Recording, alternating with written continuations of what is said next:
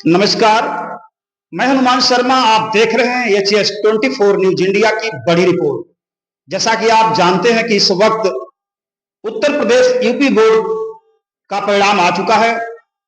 क्षेत्र में जगह जगह गली चट्टी चौराहों गांव में जिन बच्चों जिन अभिभावकों के द्वारा जिन अभिभावकों के बच्चे कहीं कोई प्रथम स्थान लाया है तो कहीं कोई द्वितीय लाया है, तो सारे लोग कहीं कोई मिठाई खिला के उनका सम्मान बढ़ा रहा है तो कहीं कोई माला पहनाकर।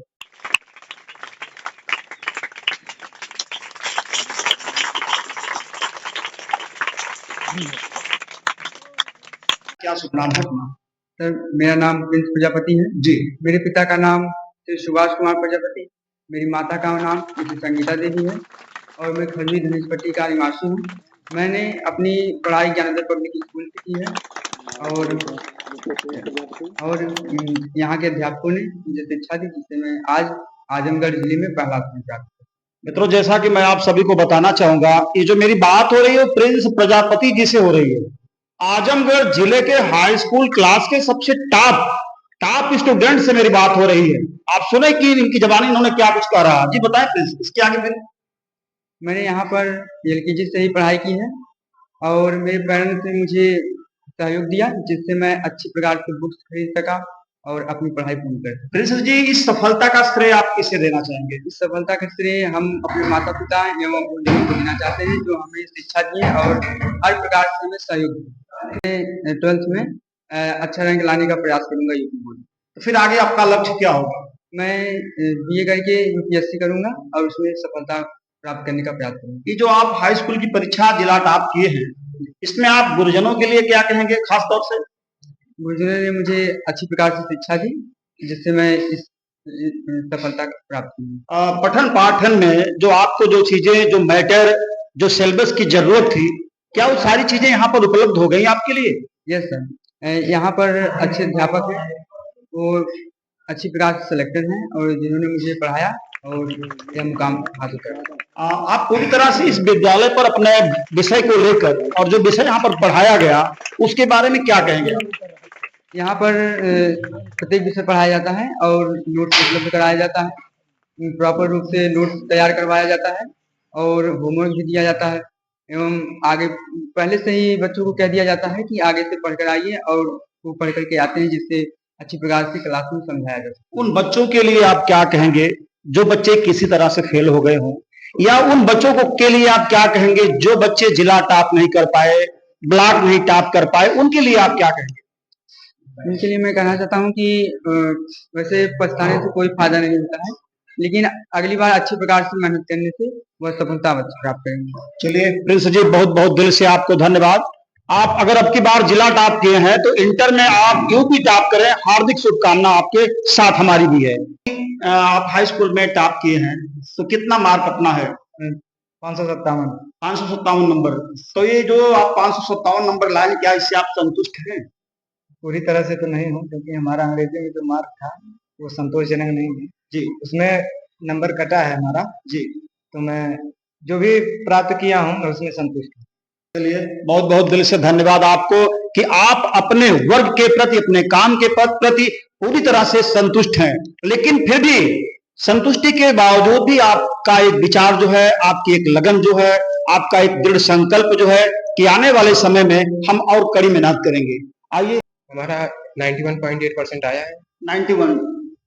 तो इसके लिए आप क्या कहेंगे?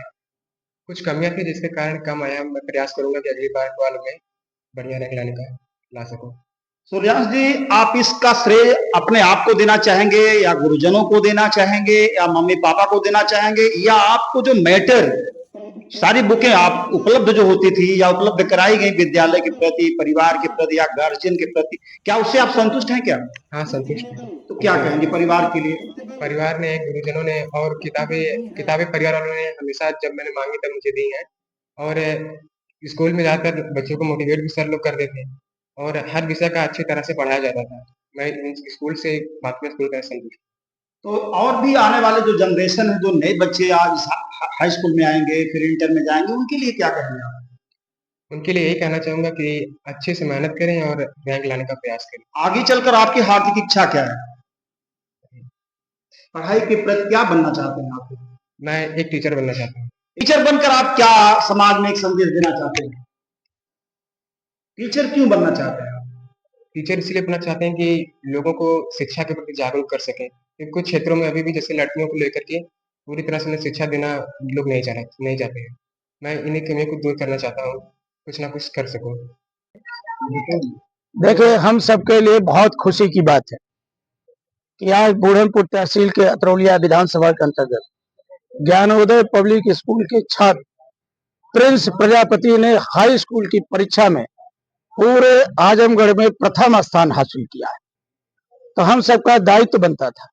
मैं श्रद्धेय प्रिंसिपल साहब अनिल यादव जी के प्रति आभार व्यक्त करता हूँ।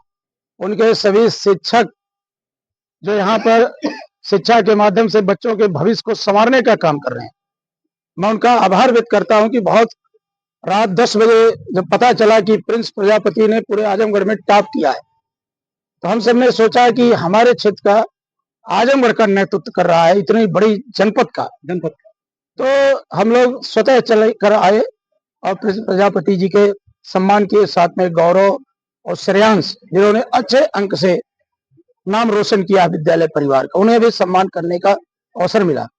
इस अवसर पर आपने देखा होगा श्री राम अच्छबर मौर्य जो पकड़ी कॉलेज में अपना पूरा जीवन दिए, श्रद्धेय श्री राम कुमार यादव जी, श्री पतराम जी मास्टर साहब, बहुत गणमान्य शिक्षक गणों की उपस्थिति में, अभिभावक गण की उपस्थिति में, प्रधान बीडीसी बेटे बेटियों की उपस्थिति में आज जो सम्मान प्रिंस प्रजापति ने जो गौरव बढ़ाया है क्षेत्र का, जनपद का, उसको लेकर के सबने एक दूसरे को बधाई देकर खुशी व्यक्त किया। इस अवसर पर आप सब भी आए, आप सबके प्रति भी हम बहुत बहुत धन्यवाद। सर, बच्चों को संविधान देके जो है घोषित किया जो है, क्या संदेश देना चाहते थे? असल भारत का जो संविधान है, देश आजाद के बाद सबसे ज्यादा बाबा साहब को चिंता थी कि आजादी तो मिलने जा रही है, लेकिन उस आजादी में जो हमारा गांव है, गरीब है, किसान है, या देश के जितने नागरिक हैं, उनको कैसे अधिकार संपन्न बनाया जाए, उसको लेकर उन्होंने एक लिखित मसौदा संविधान प्रस्तुत किया दुनिया की अच्छाइयों को लेकर के। और उसी संविधान में उन्होंने जिक्र किया कि अनेकता में एकता का भाव लिए भारत दुनिया का खूबसूरत देश है, भारत का संविधान दुनिया का खूबसूरत देश है।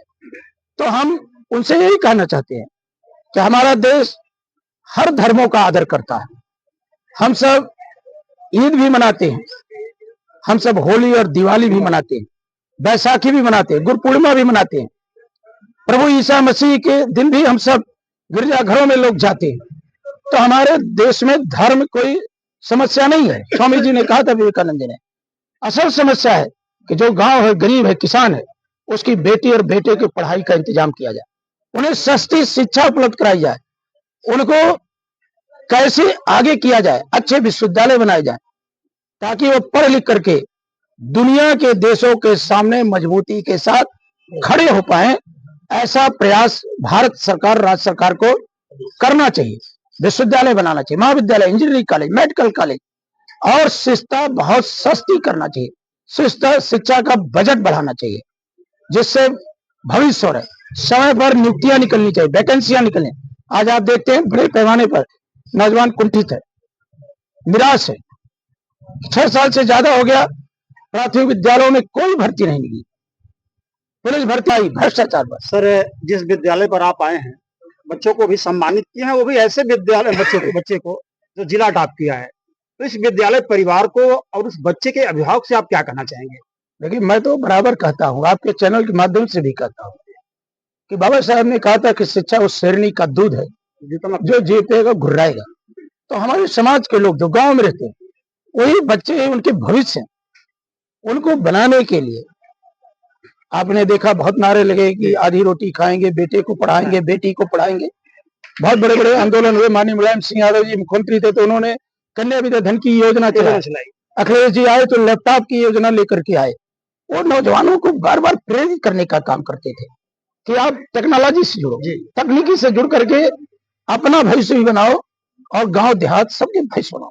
लेकिन मुझे कहते हुए निराशा हो रही, हम ऐसे दौर में सम्मान करने आए थे जब कल ही उत्तर प्रदेश का बोर्ड का परिणाम आया है देश में बहुत बड़ी बेचैनी है। देश में लोग जो बौद्धिक तबका है आज वो निराश है। जो पहलगाम के अंदर हमारी घटना घटी, जो हमारे निहत्थे पर्यटकों के साथ जिस तरह से आतंकी हमला में उनकी जान गई, उनका परिवार भी दुखी है और भारत के लोग भी दुखी हैं। हमारे नेता माननीय अखिलेश यादव जी ने कहा कि सरकार जैसा निर्णय लेगी, कठोर से कठोर निर्णय ले, हम उनके साथ हैं। लेकिन वही हमें दुख के साथ करना है। हम कोई राजनीतिक बात नहीं करना चाहते, लेकिन आपने कहा था कि नोटबंदी के बाद आतंक की कमर टूट गई। आपने कहा था 370 हटा देने के बाद जम्मू कश्मीर आजाद हो गया। आपने जम्मू कश्मीर का जो राज्य का दर्जा था उसको आपने केंद्र शासित बना दिया।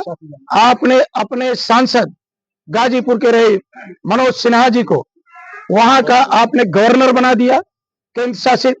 आपने अपने अनुसार वहां पर बड़ी बड़ी बातें कह करके जितना पोस्टिंग थी सारी आपने पोस्टिंग कर दिया।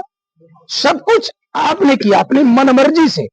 संविधान की मर्जी को तो आपने देखा नहीं, मनमर्जी से क्या। इसके बाद घटना हो गई, इसके लिए दोषी कौन है? वहां इतनी देरी तक आतंकी हमारे निर्दोष देशवासियों के साथ मारते रहे और आप कर क्या रहे थे? अगर सुरक्षा व्यवस्था होती तो हो सकता है कुछ लोगों की जान, बताइए। 2 घंटा सुरक्षा व्यवस्था वहां पर नहीं पहुंची, कोई नहीं पहुंचा। लोग खच्चर से लेके कैसे कैसे भागे और इसके बाद भी आप जहर बोने का काम करते हो। भारत एक ऐसा देश है जहां पर लोग आपस में मिल करके रहना चाहते हैं, लेकिन आप इस देश में इस तरह की नफरत की बात करते हो। आई तो है वीडियो, आप ही लोग दिखा रहे हैं कि कैसे अहमद शाह ने लोगों की जान बचाया, कैसे वो महिला डॉक्टर ने लगातार रह करके मरीजों की सेवा की। तो हमारा देश मिलजुल करके रहना चाहता है। हमारे देश में कुछ ऐसी ताकतें आ गई हैं, वो नहीं चाहते कि गांव गरीब और पीड़ित के लोग शिक्षित होकर के आगे बढ़े।